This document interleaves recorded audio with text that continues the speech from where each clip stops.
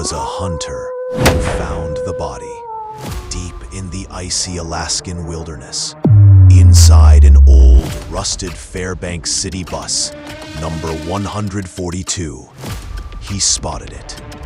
A backpack, some boots, and then a sleeping bag. Inside the sleeping bag was a corpse, thin, hollow-eyed, and almost mummified by starvation. Next to it, a journal. On the journal's last page, scribbled in trembling handwriting, were the words, "I have had a happy life, and thank the Lord. Goodbye, and may God bless all." Who was this man? Why did he come here? Why did he choose death over comfort? This is the true, haunting, and deeply human story of Christopher McCandless. Part 1. The Boy Who Vanished. Christopher Johnson McCandless was born in 1968 in El Segundo, California. From the outside, his life looked like any other middle-class American upbringing. His father, Walt, was a NASA engineer, and his mother, Billy, worked with him. They had money, a nice house, and 2 kids, Chris and his younger sister, Corrine. But inside that home, silence, pressure, secrets. Walt McCandless had a second family, one he had hidden from Chris and Corrine for years. When Chris eventually uncovered this truth as a teenager, it shattered him. He lost trust in the idea of family, of stability, of authority. Chris was not an ordinary boy.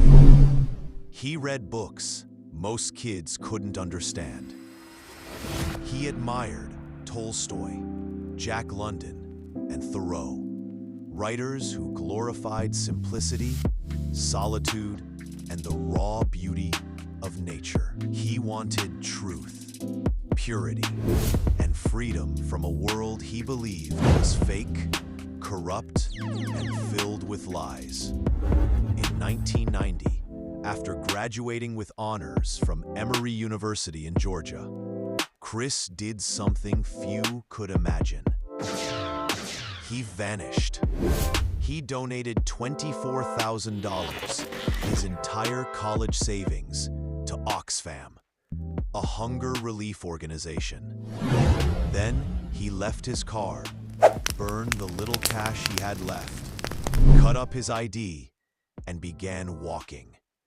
No goodbyes, no plans, no return. Part 2. The Road Turns Wild.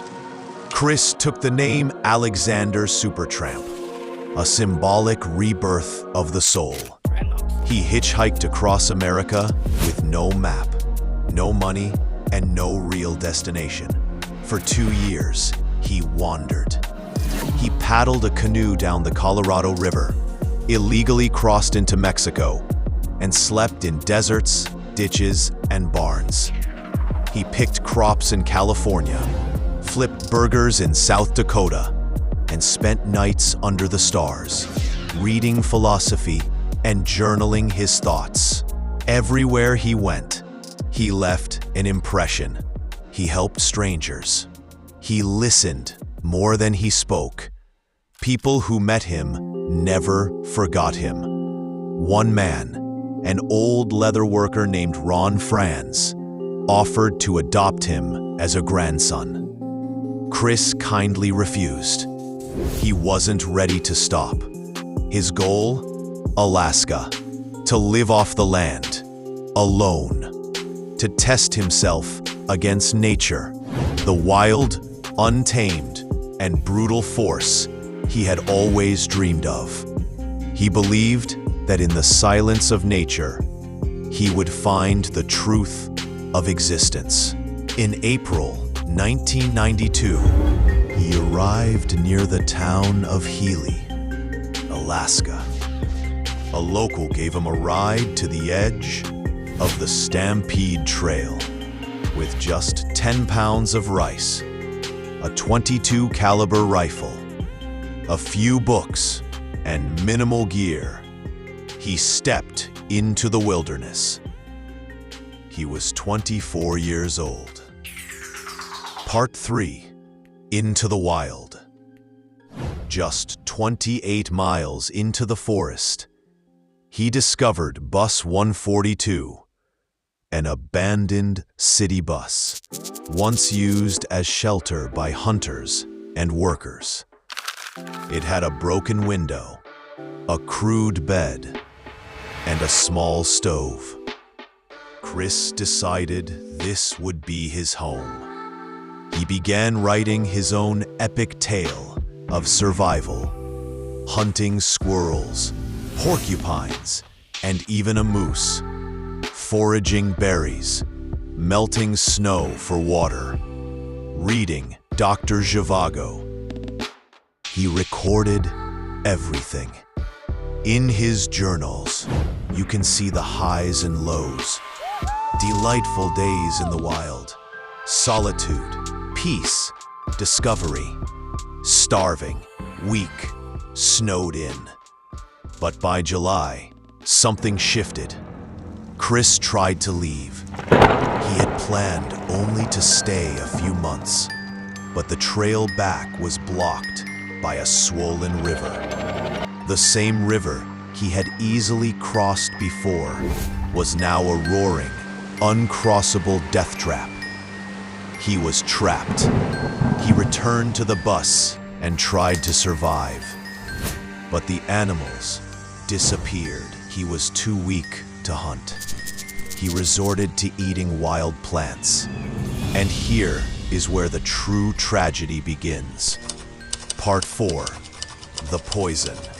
In his journal, Chris wrote, "Extremely weak, fault of pot, seed." He had eaten wild potato seeds, seeds he thought were safe. But he didn't know they contained a natural poison called ODAP, which can cause paralysis. Chris grew weaker every day. He could no longer stand, couldn't hunt, couldn't escape. He kept writing. Day 100. Made it this far, but in weakest condition ever. Death looms. Day 107. Beautiful blueberries. Day 112. Thank you. I had a happy life. God bless and goodbye. Shortly after writing those words, Christopher McCandless passed away. Alone, cold, and starving, in the very place he had hoped would bring him clarity. He weighed 67 pounds when they found him. Part 5. Why did he leave it all? Some say he was arrogant.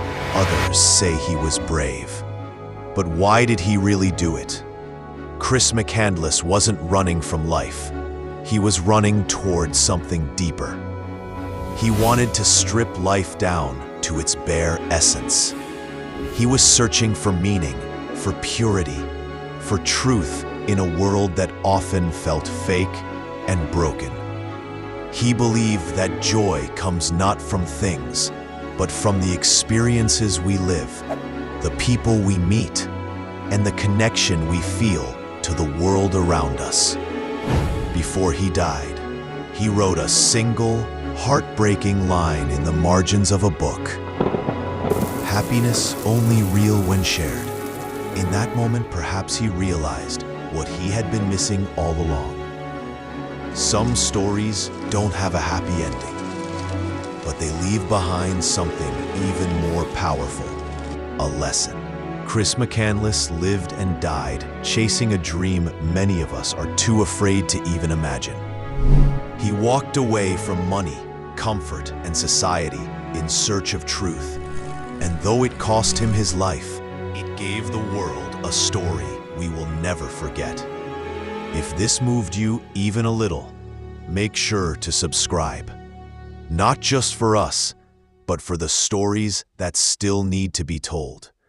And tell us this, would you ever walk into the wild like Chris did? See you in the next video.